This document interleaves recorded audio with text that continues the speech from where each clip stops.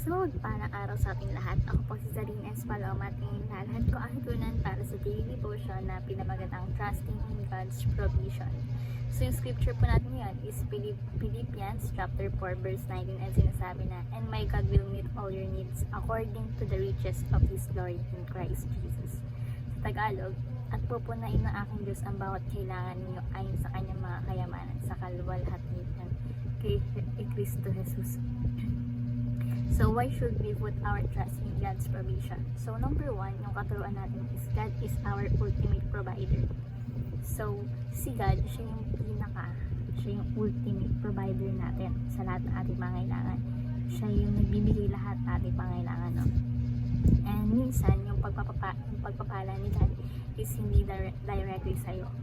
Yung pagpapalang yun, pwede sa family mo, sa family members mo, no? Binibless nila yung family mo. Ganun po. Mother, father, kapatid, and so on, no? So, sa member po ng family, minsan, pinagpapala ka ng ating Diyos. So, minsan, gagamitin ni Diyos yung mga nasa paligid mo, no? Para pagpalain ka, i-bless ka ni Lord. Pero ang ultimate provider ay si Lord Jesus Christ. Kaya kapag humingi tayo ng tulong, hindi sa ibang tao, no? Minsan kasi kapag kailangan natin ng tulong, number one, hiningi natin taon sa paligid natin, di ba? Hindi tayo kay Lord na malapit. Pero ang sabi ito, God is our ultimate provider, no? Kasi dapat kay Lord tayo unang lalapit, no? Humingi tayong tulong sa Panginoon directly. So pag may need tayo, hiningi natin kay Jesus Christ, hindi sa tao. So God is our ultimate provider. Number two is, God never runs out of provision. So si God, hindi siya nauubusan ng bagay na ibibigay sa atin, no? na ibibigay sa ating pagpapal, no?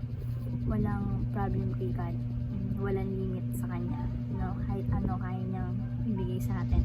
Pero tayong mga tao, tayong Christian is may limit, diba? Minsan yung mga bagay na ginagawa natin, no? Ayun pa yung bagay na nagpapalayo sa atin kay Lord, no? We cannot manage God's will dahil tayo ay makasalanan pa, diba?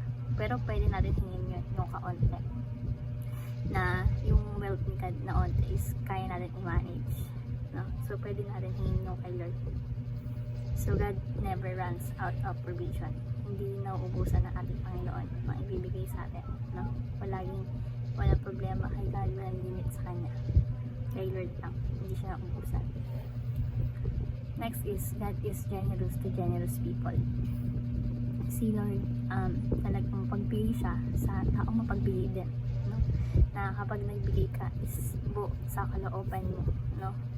Kapag ganun po is mas lalo ka pang i-bless ni Lord, ni Jesus Christ. Si Lord ang magbibigay pa sa iyo ng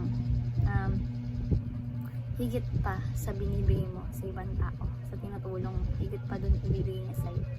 So, kung i-apply natin yung Philippians na sa ating buhay is dapat maging Philippians believer tayo.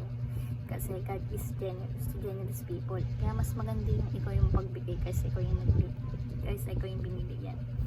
Kaya sabi nga na mas i-bless ka pa ni Lord kung ikaw yung nagbibigay sa mga tao na kailangan. So God is generous people. Next is application. May sasabuhin na rin to. Number one, be content with God's provision. So maging content na tayo sa provision ni God, no? Na kahit anong pinagdadaan ng hirap or ginhawa man tayo sa buhay, mahirap tayo, maging content tayo sa ating buhay. Kung ano yung binigay sa atin ni Lord God, yun lang. Huwag na tayong maghangad pa. Kasi minsan yung naghahangad pa tayo. Yung paghahangad na yun, minsan napupunta pa sa kasamaan, di ba? So, wag tayong maghangad pa. Kasi maging miserable lang yung life natin, no? Na naghahangad tayo ng hindi kalooban sa ating Panginoon. So, ang pagiging kontento sa binigay ni God is kasiya-siya at nakalugot sa ating Panginoon. Yung content mo na sa binigay niya sa'yo. So, be content with God's provision. Number two, be qualified by being generous. So, kapag mapagbigay ka, is may mapagbigay din sa'yo si God. And yung sabi ko kanina, the more na nagbibigay ka, mas pagkapalain ka pa ni Lord, no? Kasi nadaluyan ka ng pagkapala ni God. Kung ikaw yung tao mapagbigay, asahan mo pwede mong i-claim yung scripture na to, yung Philippians na to, no? Bilang pangako sa'yo ni Lord God. And walang ipagkakait sa'yo si Lord God kapag ikaw ay generous sa tao. Pagbigay ka, pagpapalain ka. So be qualified by being generous. Be qualified kay God kung ikaw ay yung mapagbigay ka. And last is be expectant when trusting in God. Expect. Ito yung humingi ka sa Panginoon. Ito yung nag-pray ka sa Panginoon, humingi ka sa Panginoon, and nagiging generous ka. Nagiging pagpapala ka kagaya ng Philippine believers. And at the same time is nananalangin ka. And yung pananalangin mo is nag-expect ka doon, no? Ibig sabihin, nagkatiwala kay God. Diba? Nag-expect ka. So, titiwala ka kay God. Kay Lord. So, be expectant when trusting in God. So, ayun po yung sinasabi dito, no? Na kapag nag-pray ka, expect mo na yun. So, ibig sabihin po na nagtitiwala ka kay Lord God. So, be expectant, no? So, yun lamang po yung aking tuwayan sa daily devotion. Naway may matutunan kayo, may share sa iba, syempre mapray sa ating buhay. Ay naman po, thank you po sa pakikinig at God bless po sa ating lahat.